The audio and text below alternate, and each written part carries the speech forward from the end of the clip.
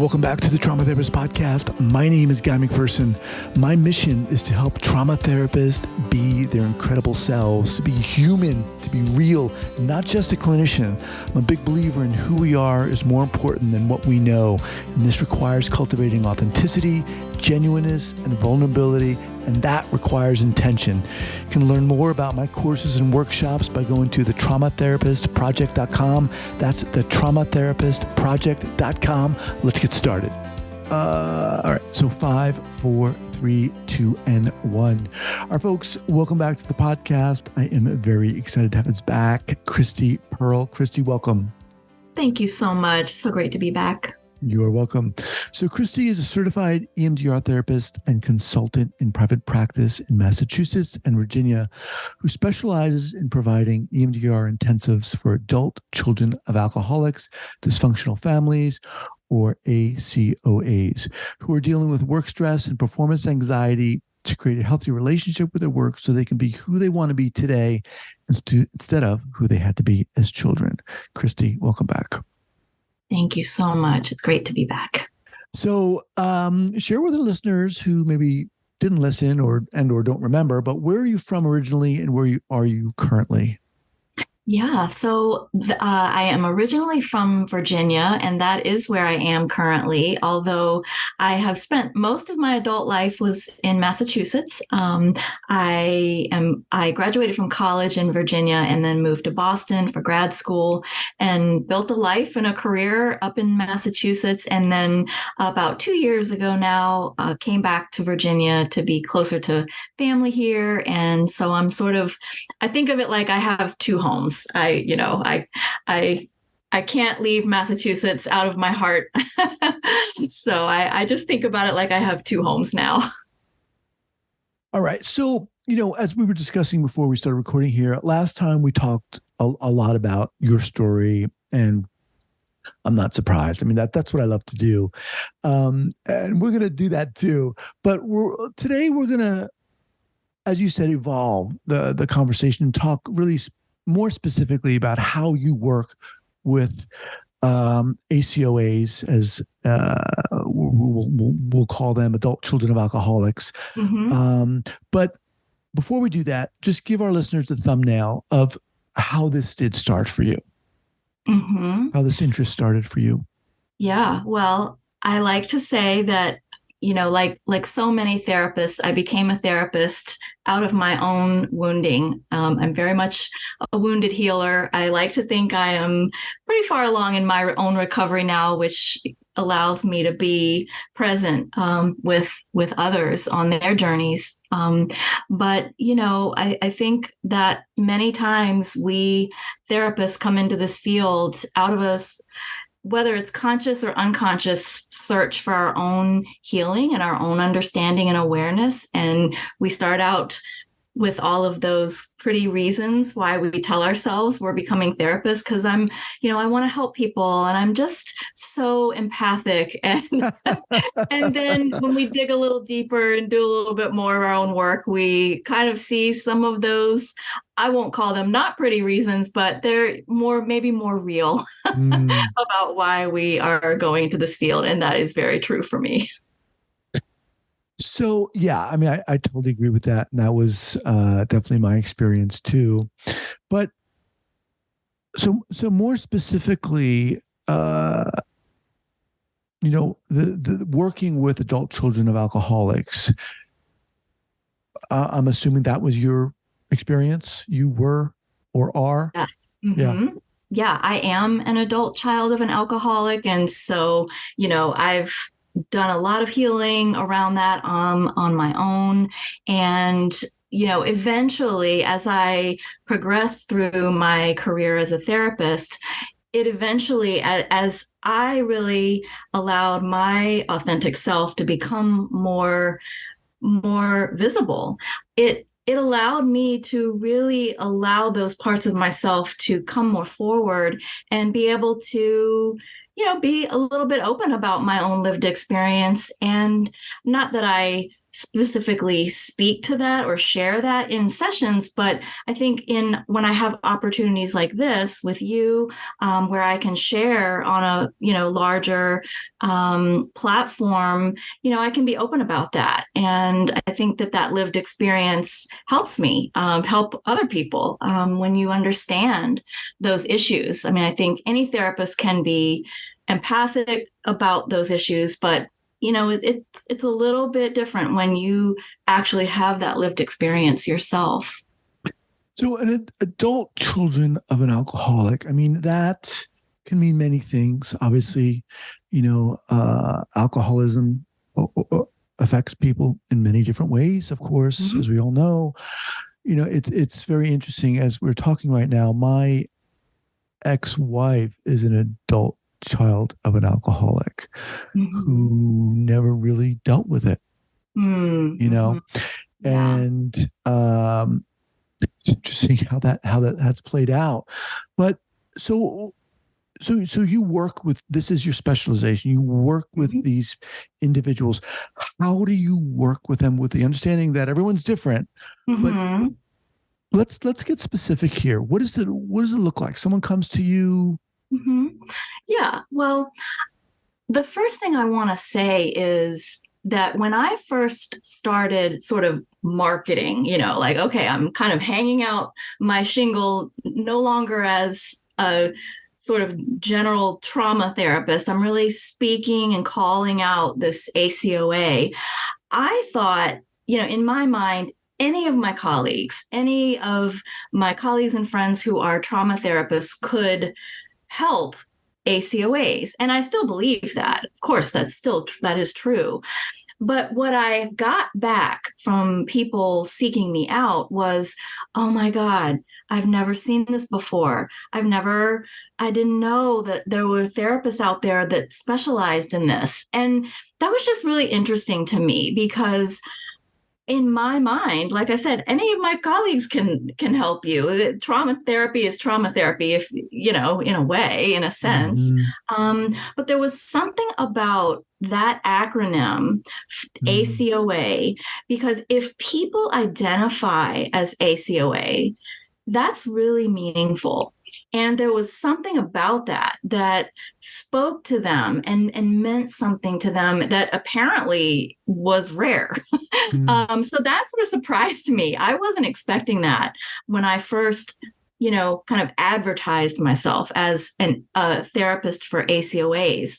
So that kind of made me get curious about people's journeys. And what I have found is there are people who really identify with, I'm an ACOA. And there are probably people who have some level of exposure to an ACOA 12-step meeting, maybe, or they've heard of the book. They've got some level of, they've seen that somewhere and that has resonated for them. And then there are people who are ACOAs and don't know it. mhm, So depending on, that the stage of sort of awareness that someone is in, or the level of awareness that they have, that's sort of our starting point when someone comes to me. There are people who come to me who know that they're ACOAs and they want that kind of support specifically from someone like me who, has that area of specialty. And then there are people who don't necessarily know that they're an ACOA, or they might suspect maybe that has something to do with them and they're feeling curious about it. So for them, I probably back up a few steps and we mhm. do some education about what does that mean and what has that meant for you, and what pieces of this really resonate for you, because of course there are common characteristics or traits, but we don't necessarily, they don't fit 100% for everyone because we're individuals, we're unique. So it kind of Yeah. depends, our starting point kind of depends on where are they at with their present level of awareness, understanding, and then acceptance. Mm-hmm. Because there are people who may cognitively understand that they grew up with an alcoholic parent, but on an emotional, physical level, in their sort of emotional self, physical self, unconscious mind, there are protective parts around that. And Mm-hmm. there's a need to say, well, okay, yeah, I had an alcoholic parent, but I'm good. Like that has nothing to do with these problems I'm having. Right, right. It's so So, very interesting because that's as you're talking, protection. there's so many layers to this, right? I mean, and obviously it's very complex and shows up in different ways. Um, we all know alcoholics can have vastly different behaviors and impact the family differently. Yeah, It's very that's interesting very because true.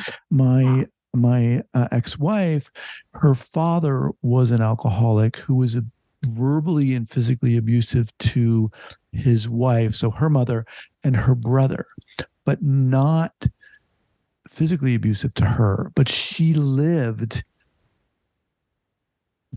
soaked in that hypervigilance, Yeah. which, as you're kind of describing, to this day hasn't really dealt with it and doesn't really acknowledge it to a certain degree. Certainly hasn't really gotten any help at all.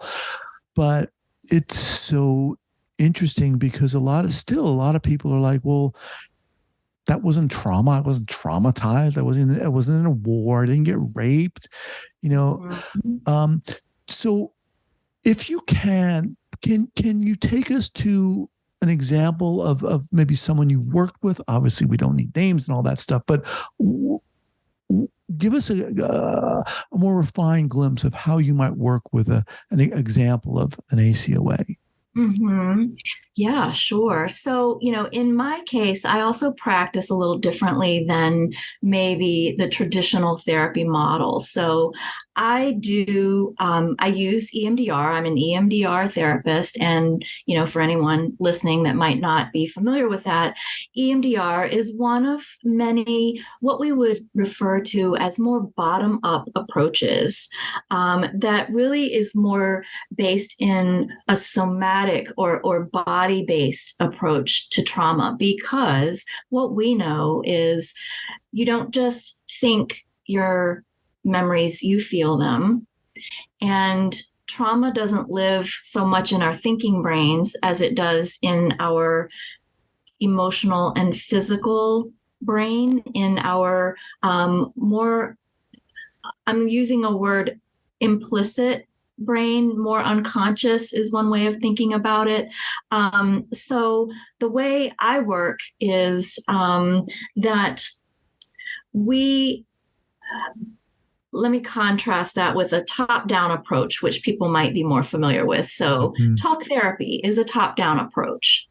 You are using your thinking brain, your cognitive understanding, your intellectual understanding to think about and maybe process through the things that happen to you. And that's good. And that can be very helpful.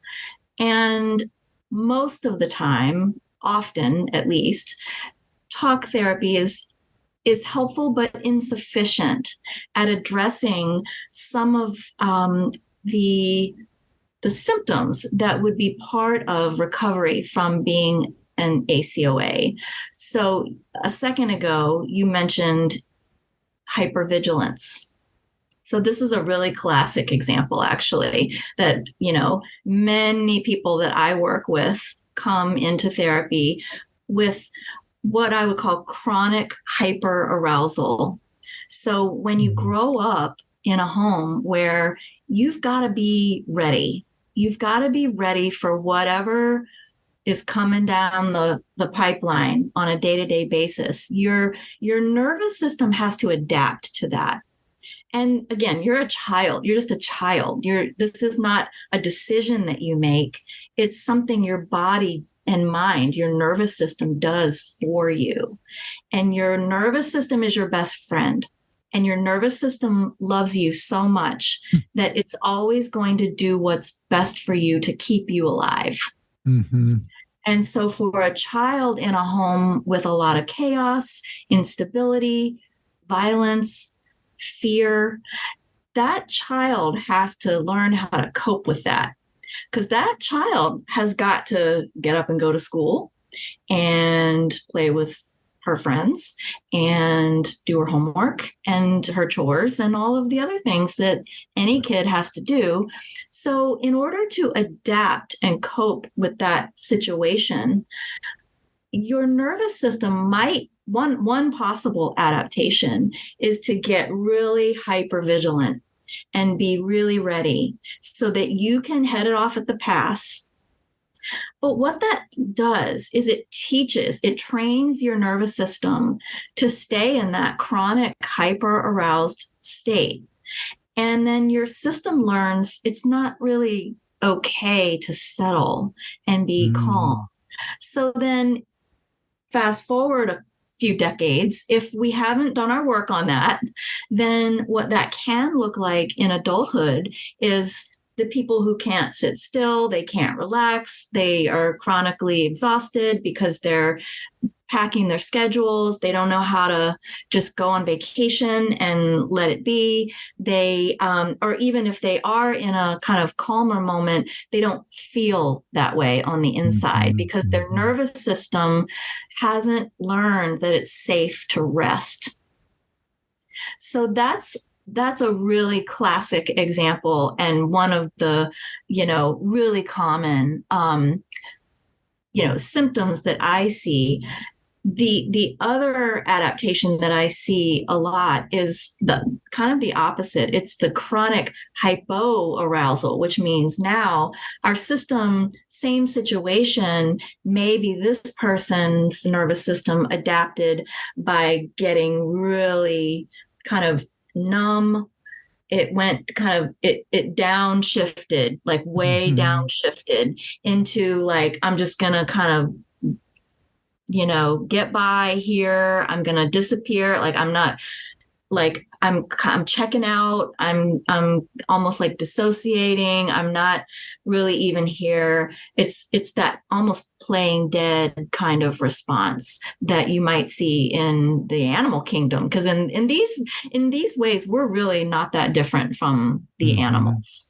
So that person, in fast forwarding a few decades into adulthood, might look like the person who's really struggling to advocate for themselves at work in that sort of real, it might be that fawn response, that kind of really helpless, depressed, kind of numb, checked out, really not able to really be present, kind of that doormat, like they're sort of the office, like the one that's always picking up the slack for everybody because they don't feel like they have much choice. So there's a few different ways people can adapt, but again, any person's nervous system just does what it needs to do for them to help them cope with what's happening and give them the best chance at making it through. And so those are two of the most common responses I see, and at least the people that are drawn to my practice, those are the two pretty common situations that I see. And when people come to you, again, I realize it's many different reasons, but I'm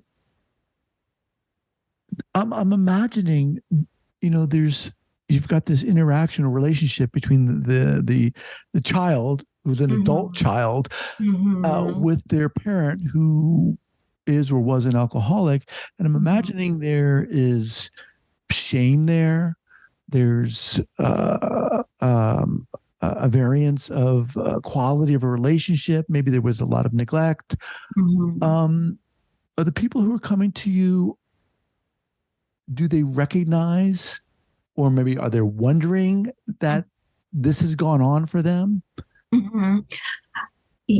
Yes. Yeah. Yes. And so when we talk about adult children, what we mean by that is that you have an adult who has grown up in a family of origin environment with emotional abandonment, chaos. And maybe this is another good thing to mention is, I work with adult children of alcoholics. That's a really specific kind of adult child. But really, an adult child is any adult who grew up in a home where there was emotional abandonment, chaos, emotional neglect, any kind of abuse. So, addiction or alcoholism can be one of those types of situations that could result in, all of those things, but it's certainly not the only one. So, when we're talking about adult children, we could be talking about an adult child of, overly worked parents, or we could be talking about adult children of narcissistic parents. We could be Mm-hmm. talking about adult children of mentally ill parents. Any situation that impairs the parent's ability to really be emotionally, physically present for that child and nurture them in the way that any child needs. So if we don't get that, then we grow up and we become adults. And when we talk about the adult child, what that means is we are the adult and we have a child part of us on the inside that never got its needs met and never got to grow up and develop the way it should have been able to. Right. So we are adults, but our decisions and our actions and our feelings and behaviors in our adult life are sort of driven by and grounded in that unresolved childhood experience. So the child is in us. We are the adult child. So that is sometimes kind of it can be a difficult concept for some people to suggest that there's parts of them that that we're going to be trying to form a relationship with on the inside, because many people tend to think the answer is on the outside. Right. Right. So it's really learning how to pay attention to inside. And most adult children have spent their entire lives, childhoods, being trained to pay way more attention to what's happening outside of them than what's happening inside of them. Yeah, I mean, there's something sad, really sad about this whole idea of neglect, and emotional abandonment. Yeah. And oftentimes, a lot of us don't realize that that's what happened, right? We just see the alcohol behavior of an alcoholic, but not realizing that what we experienced as a young kid is now coming out, is now the effects of that are revealing themselves. And I would imagine that oftentimes people are like, oh, no, that's not really what happened, when in fact that's really what happened. Yeah. Well, denial is a beautiful thing. Yeah. It's wonderful. It's amazing. And I really validate that. Whatever, sometimes we use the word defenses. I don't love that word. I tend to think in terms of protection. So whatever protective parts are there or protective responses are there for a person, they're there for a really good reason. So if you are in denial, that denial is there for a really good reason. It has helped you tremendously. Imagine where you would have been without that denial.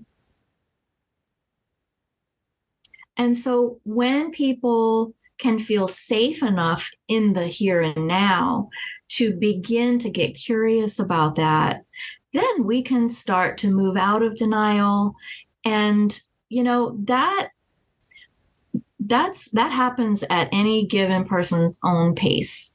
I'm not in the business of tearing down people's protective parts. Let me just pause a moment to thank our sponsors. We're speaking with Christie Pearl. We'll be back in a few seconds. Hang on.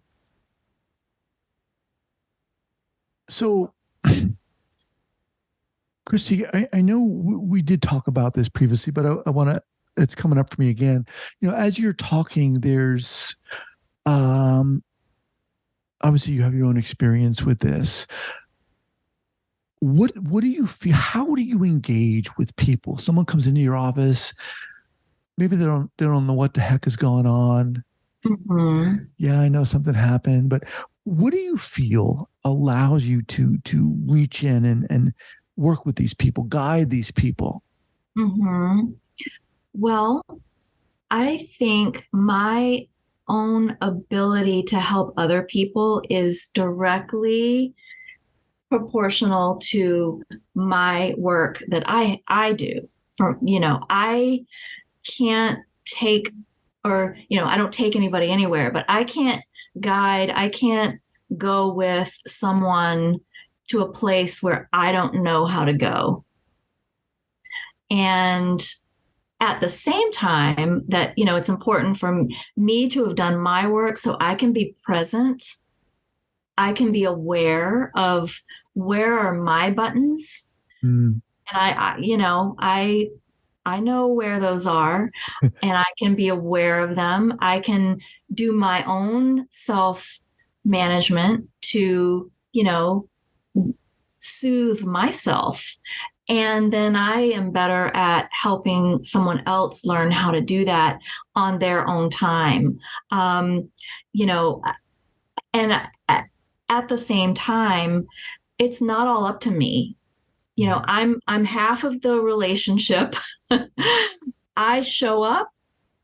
My job is to show up, be present, tell the truth with kindness to the best of my ability, and to not attach to the outcome. The moment I get attached to someone else's outcome, I'm overstepping. So people get to stay as dysfunctional as they want to for as long as they can until they don't, until they're feeling curious about something different. And then I'm available. But I have to, I think any therapist knows, hopefully, that we have to be willing to let people stay sick if they need to. The words of a seasoned therapist, right? Now, my was it always that way for you? Oh, of course not. You should have seen me 20 years ago. Yeah. I mean, yeah, that's something that, comes with experience and years of doing the work, both professionally and personally. I mean, and I'm guessing that's really challenging to be able to say that. We have to be willing to let people be sick, be ill. Yeah. And this is where, I might get a little bit on a soapbox here, but this is really where I think many therapists get into some trouble. If we haven't done our own work and we are in the helping professions, it's really easy to get codependent with your clients. Mm-hmm. And to be overly invested in the outcomes, to be overly concerned with them. And again, back to that pattern of that we learn in early childhood when we have, unmet emotional needs. We get really good at looking more to outside ourselves, to the other, being overly preoccupied with the other, thinking our answers are out there somewhere. Our reality becomes out there. And so those are the seeds of codependence. And if you're a therapist and you haven't done your own work, it's really easy to fall into that dynamic. And, I've been there. most of us have, but hopefully we don't make a pattern out of it. But I think there are many therapists who do. You mentioned earlier that in your experience, there seemed to be a kind of, I don't know what I want to use the word, maybe camaraderie between people who identify as ACOAs, or an understanding there. Talk more about that. Yeah, well, ACOA it's a 12-step community. In addition to being sort of an identifier, it is an actual 12-step community, just like AA, NA, OA, or so there are places and spaces for people to gather together, to support and heal with each other. And so sometimes people who identify as ACOA are familiar with that 12-step community. There's literature, there are books. So sometimes people might have accessed some of those resources that are available. And so that might have really strengthened for them that sense of identity as an ACOA. And then sometimes people haven't. Sometimes people just recognize that they've heard that somewhere. They might not have ever actually participated in a more organized way in the ACOA community, but they might have just known or been aware that, yes, that's me. We're lucky. We have a lot of information we can access, from the comfort of our own homes at this point. So that's a good thing. And that's what I'm hoping to do today with you, is to add to the information that's available. So more to that, how are you working? Who are you working with? So how I work is I do intensive work. One of the nice things about modalities like EMDR is we don't necessarily have to follow the traditional convention of week to week, 45, 50, 60-minute sessions, week after week, forever and ever, amen. We don't have to do that. There's actually no research that supports that is, like the best way to go about things. It's a convention because that's what insurance companies pay for. So we've all fallen into this is what we do. But, I don't do that anymore because for two reasons. One, there's no research that really supports that. And two, with EMDR, I really need more time with a client on any given day for us to actually finish our work and get something done. So the 45, 50, even 60-minute session works really well for talk therapy, the top-down approaches like skill building, coping skills, verbally processing things, kind of describing what happened, exploring maybe emotionally what that was like for you. That you can get that done in 45 minutes to an hour. But for EMDR and modalities like that, by the time you say hello, and by the time hello, what have you been noticing? Or, like figuring out, like getting oriented for the day. And then the other end, containing and saying goodbye, that left me with like 20 minutes to actually do any work. And that was really unsatisfying to me. And my clients, in my opinion, were not getting as much out of that as they could. So at this point in my career, I actually, and this might seem a little provocative, but I actually feel like it's doing a disservice to clients to unnecessarily drag out their healing. So at this point, I do longer sessions. I practice intensively because it gives us more time to actually see change, because that's what I do. I do change therapy. I don't really do support therapy for the most part. Of course, if I have a client who's going through something and we need to kind of integrate or verbally process something, that's fine. That there's a time and a place for everything, but by and large, I'm wanting to do change therapy, and that takes a little more time. So that's how I work, and who I work with is, mostly middle-aged adults. I do, I would say young adults in their 20s, kind of that identity exploration. I love my 20 somethings that are sort of getting their feet under them and moving into their adult lives. And then I work with middle-aged adults who are sort of reassessing. That tends to be the two groups that come to me. And, we do exactly what my bio says. I'm all about helping them be who they want to be now instead of who they had to be as children. So moving out of that chronic hyper aroused state so that you don't always have to be on. When it's time to rest, you can actually rest. When it's time to play, when it's time to have fun, when it's time to go on vacation, you can actually enjoy yourself. So that's how I work and who I work with. And you also offer consultation.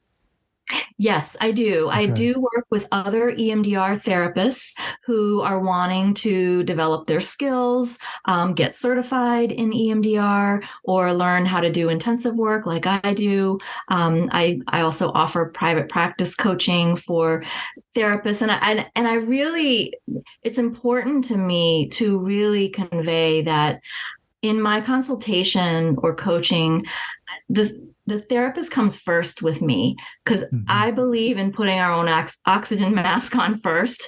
So I really support the therapists that I work with in consultation in much the same way that I do my clinical clients, which is helping them pay attention to themselves and like life before business.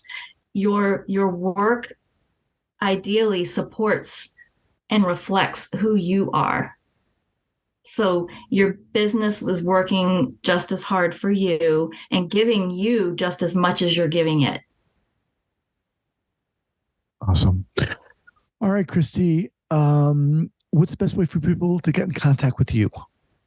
Yeah, they can just go to my website. That's the best place to go. You can see all of my availability there and get to know a little bit more about me. And that's Christie Pearl, ChristiePearl.com. We'll have that linked up here at the show notes page at the traumatherapistpodcast.com. Christie, awesome. Love having you on here. Love talking to you. So inspiring. It's a pleasure. Thank you so much. Thank you. It's just such a pleasure to be with you. I've really enjoyed it. I appreciate that. Take care. You too.